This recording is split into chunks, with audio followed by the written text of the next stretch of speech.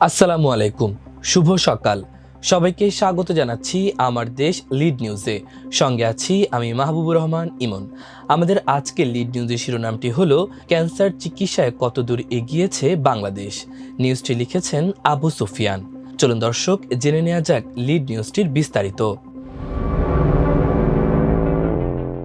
রাজধানীর একটি ইংরেজি মাধ্যম স্কুলের শিক্ষক মোহাম্মদ শাহাদাত হোসাইন ২০২২ সালের ৩ জানুয়ারি তার ব্লাড ক্যান্সার ধরা পড়ে।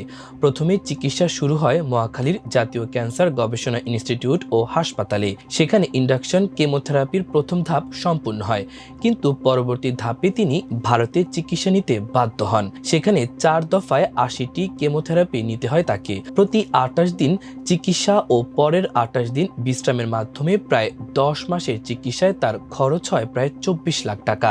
বিদেশে যাওয়ার কারণ জানতে চাইলে শাহাদাত আমার দেশকে বলেন, দেশে চিকিৎসা প্রোটোকল থাকলেও চরম অব্যবস্থাপনা, আসন সংকট ও ঘুষের সংস্কৃতি পরিস্থিতিকে অসহনীয় করে তুলেছে। চিকিৎসকরা ভিন্ন ভিন্ন ঔষধ কোম্পানির হয়ে কাজ করায় ঔষধ নির্বাচনে দ্বন্দ্ব দেখা দেয়। রোগীর অবস্থা জানাতে তারা গোপনীয়তা বজায় রাখেন না।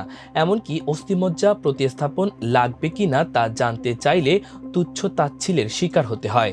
শাহাদাত আরও বলেন, নার্সদের অবহেলায় ক্যানুলা ইনফেকশন হয়ে হাতে পুঁজ জমে অস্ত্রোপচার করতে হয়। দ্বিতীয় ধাপের কনসলিডেশন কেমো নিতে গেলেও ভর্তি ফর্ম পাননি, ঘুষ ছাড়া আসন পাওয়া যায়নি। অবশেষে অনিয়ম ও অনিশ্চয়তায় ক্লান্ত হয়ে বিদেশে চিকিৎসা নেওয়ার সিদ্ধান্ত নেই।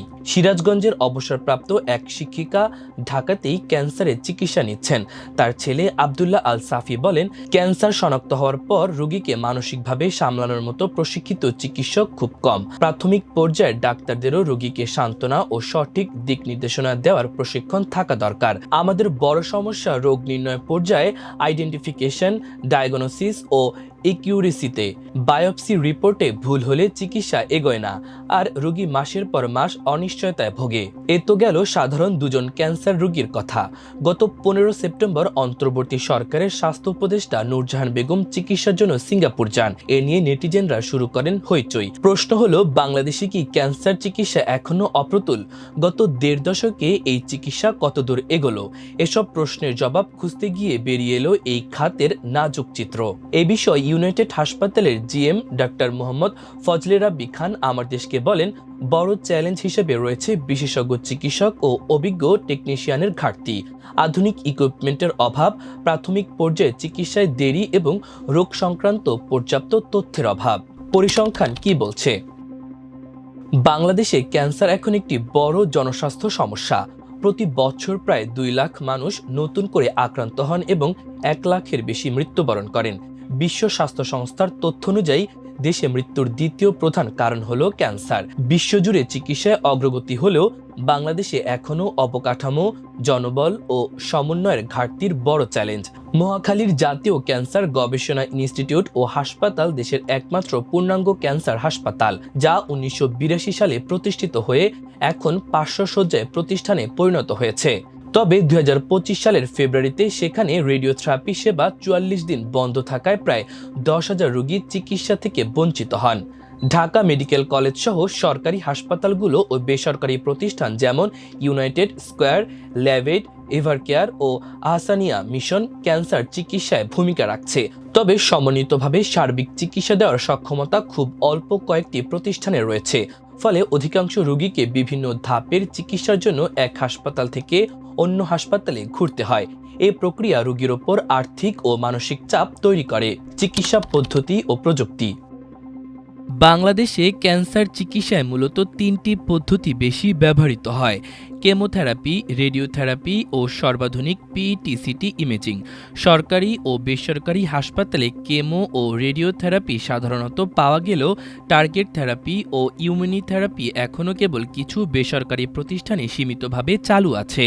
রেডিওথেরাপি হলো উচ্চ শক্তির বিকিরণ ব্যবহার করে ক্যান্সার কোষ ধ্বংসের চিকিৎসা, যা টিউমার ছোট করা, অস্ত্রোপচারের আগে বা পরে কোষ ধ্বংস করা এবং ব্যথা কমানোর জন্য ব্যবহৃত হয়।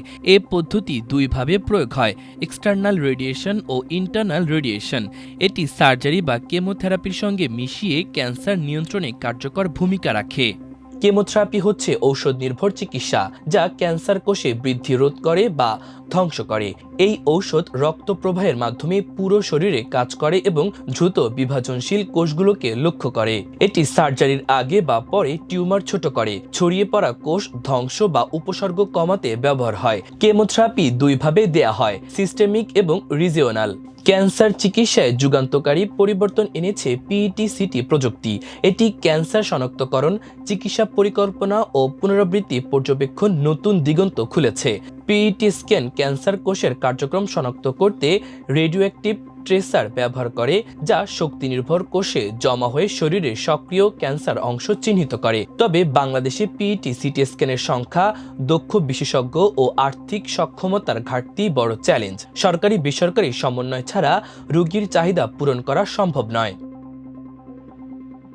বাংলাদেশে পিইটি-সিটি প্রযুক্তি সম্প্রসারণ শুরু হলেও বিশ্বের তুলনায় এখনও অনেক পিছিয়ে। উদাহরণস্বরূপ 2023 পর্যন্ত ভারতে 506 নিউক্লিয়ার মেডিসিন কেন্দ্রের মধ্যে 437টি পিইটি-সিটি স্ক্যানার এবং প্রায় 1425 জন বিশেষজ্ঞ চিকিৎসক রয়েছে। থাইল্যান্ডে 2022 সালে 16টি, অস্ট্রেলিয়ায় 92টি ও যুক্তরাষ্ট্রে 1600 এর বেশি স্ক্যানার ছিল। দেশে বর্তমানে 12টি পিইটি-সিটি কেন্দ্র আছে, 7টি সরকারি ও 5টি বেসরকারি। জনসংখ্যা প্রায় 17 কোটি হওয়ায় প্রতি 1.55 কোটি মানুষের জন্য একটিমাত্র স্ক্যানার রয়েছে। 2023 সালে এই কেন্দ্রগুলোতে মোট 7643টি স্ক্যান সম্পন্ন হয়েছে। অথচ বছরে নতুন ক্যান্সার রোগীর সংখ্যা প্রায় 1,67,000 এবং 5 বছরে সক্রিয় রোগীর সংখ্যা প্রায় 3,45,000। প্রতি রোগীর জন্য কমপক্ষে 3 বার স্ক্যান প্রয়োজন।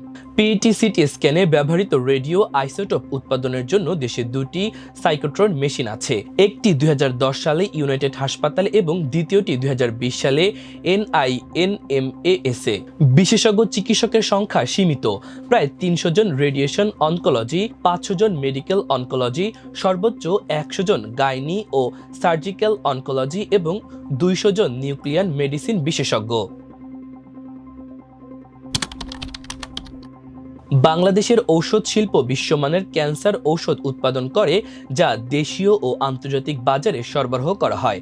উল্লেখযোগ্য প্রতিষ্ঠানগুলোর মধ্যে ইনসেপ্টা, বিকন ও জিসকা রয়েছে। দেশের ক্যান্সার বিশেষজ্ঞ চিকিৎসক ও নার্সের সংখ্যা সীমিত হলেও বাংলাদেশ মেডিকেল বিশ্ববিদ্যালয় ও NICRH এ প্রশিক্ষণপ্রাপ্ত পেশাদাররা দায়িত্ব পালন করছেন। ক্যান্সার সংক্রান্ত গবেষণার ক্ষেত্র সম্প্রসারিত হচ্ছে। ফ্রেন্ডশিপ ফাউন্ডেশন HPV পরীক্ষা ও সেলফ টেস্টিং কিটের মাধ্যমে সেবার প্রসার ঘটাচ্ছে। আর বাংলাদেশ ক্যান্সার কনসোর্টিয়াম বিভিন্ন গবেষণা ও উন্নয়নমূলক কার্যক্রম পরিচালনা করছে। তবে উন্নত চিকিৎসা পদ্ধতির উচ্চ খরচ সাধারণ মানুষের জন্য বহনযোগ্য নয়। সরকার কিছু ভর্তুকি দিলেও তা যথেষ্ট নয় এবং কিছু বেসরকারি হাসপাতাল কম খরচে সেবা দেয়। তবে সুযোগ ও মান সীমিত। আর্থিক ও মানসিক চাপের কারণে অনেক রোগী বিদেশে চিকিৎসা নিতে বাধ্য হন। ক্যান্সার সংক্রান্ত সামাজিক স্টিগমা রোগীর মানসিক আস্থাকে আরও জটিল করে তোলে। দেশে এখনও জাতীয় ক্যান্সার রেজিস্ট্রি নেই, যা রোগীর তথ্য সংগ্রহ ও গবেষণায় প্রতিবন্ধকতা তৈরি করছে। তবে সরকার 2023 সালে প্রাথমিক বিদ্যালয়ে 10 বছর বয়সী মেয়েদের জন্য HPV টিকা কর্মসূচি শুরু করেছে।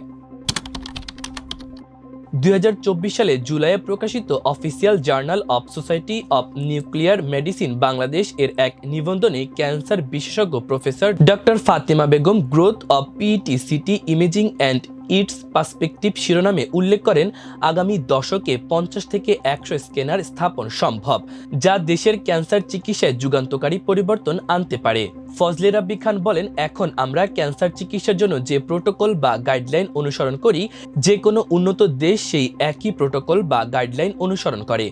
প্রযুক্তির বিস্তার, নতুন কেন্দ্র স্থাপন এবং বিশেষজ্ঞ চিকিৎসক বৃদ্ধির মাধ্যমে আগামী দশকে দেশের ক্যান্সার চিকিৎসাকে আন্তর্জাতিক মানে নেওয়ার সম্ভাবনা রয়েছে। প্রিয় দর্শক, আমাদের লিড নিউজের আয়োজন এ পর্যন্তই। আগামীকাল আরেকটি লিড নিউজ নিয়ে আপনাদের সামনে হাজির হব। ততক্ষণ পর্যন্ত আপনারা ভালো থাকুন, সুস্থ থাকুন, আমার দেশের সঙ্গেই থাকুন। আল্লাহ হাফেজ।